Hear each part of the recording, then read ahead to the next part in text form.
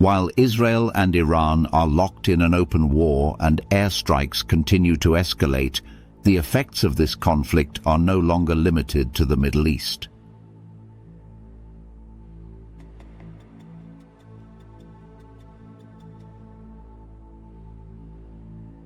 In fact, the ongoing clash between Jerusalem and Tehran is now having global consequences. And one country in particular is watching the developments with growing concern: Russia.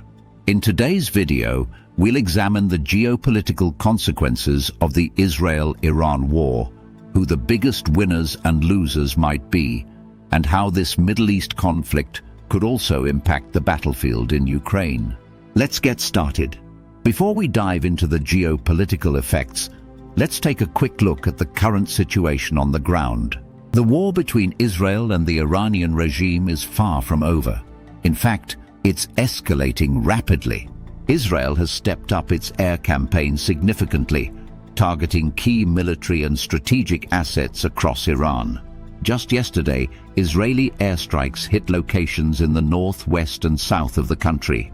With total air superiority, the IDF struck Iranian weapons factories, intelligence headquarters, the Ministry of Justice, the General Staff of the Revolutionary Guards, and several other high-value government targets, including the Ministries of Interior and Foreign Affairs. In a dramatic announcement, Israeli Prime Minister Benjamin Netanyahu confirmed that Iran's intelligence chief Mohammad Kazemi and his deputy Hassan Mohagheh were killed in the latest raids.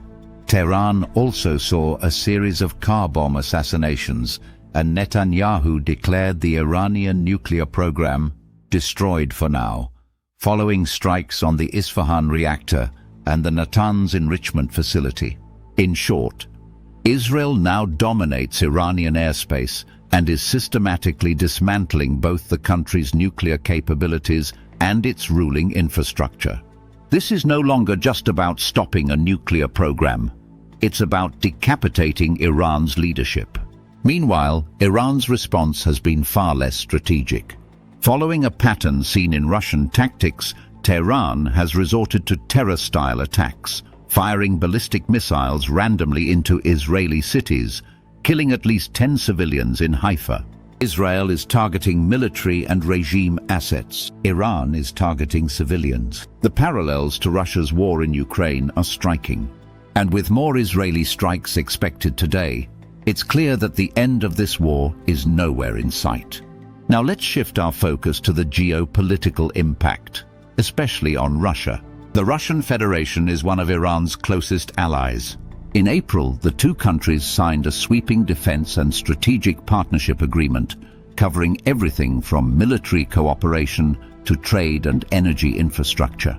Both governments ratified the deal in recent days.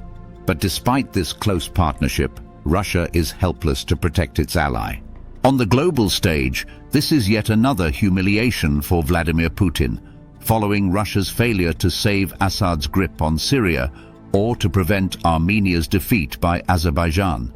Now Russia's close ally Iran is being dismantled piece by piece, and the Kremlin can do nothing. For Moscow, it's a geopolitical embarrassment. For the world, it's a reminder that Russia is no superpower. It's a struggling regional actor tied up in a brutal war of attrition in Ukraine.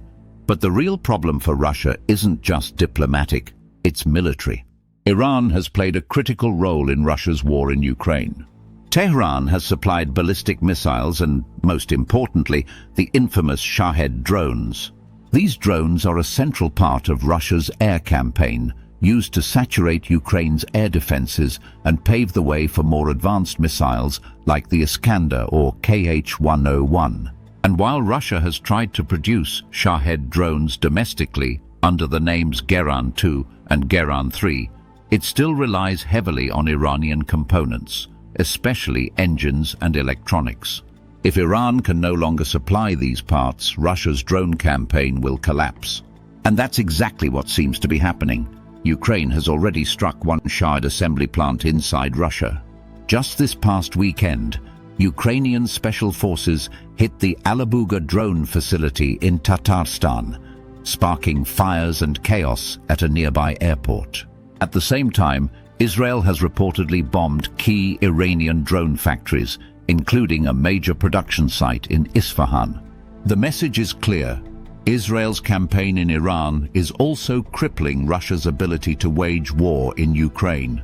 There is, however, one silver lining for the Kremlin: rising oil prices.